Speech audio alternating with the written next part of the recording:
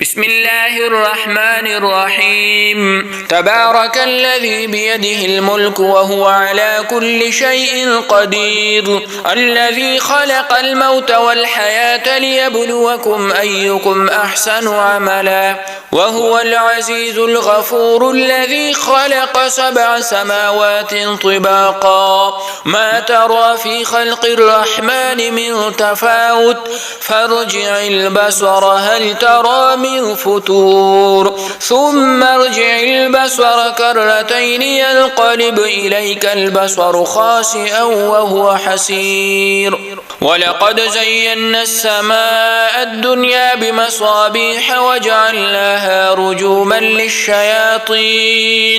وأعتدنا لهم عذاب السعير وللذين كفروا بربهم عذاب جهنم وبئس المصير إذا ألقوا فيها سمعوا لها شهيقا وهي تفور تكاد تميز من الغيظ كلما ألقي فيها فوج سألهم خزنتها ألم يأتكم نذير قالوا بلى قد جاءنا نذير فكذبنا وقلنا ما نزل الله من شيء إن أنتم إلا في ضلال كبير وقالوا لو كنا نسمع أو نعقل ما كنا في أصحاب السعير فاعترفوا بذنبهم فسحقا لأصحاب السعير إن الذين يخشون ربهم بالغيب لهم مغفرة وأجر كبير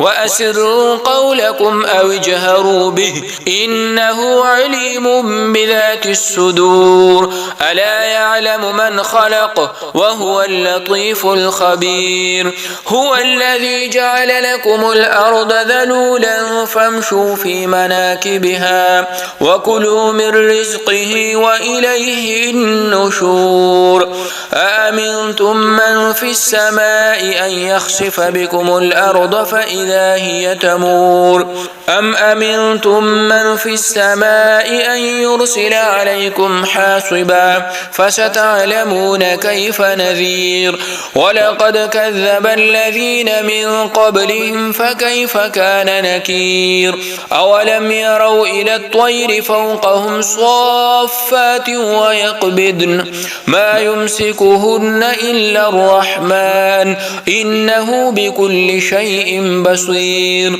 أمن هذا الذي هو جند لكم ينصركم من دون الرحمن إن الكافرون إلا في غرور أمن هذا الذي يرزقكم إن أمسك رزقه بل لجوا في عتو ونفور أفمن يمشي مكبا على وجهه أهدى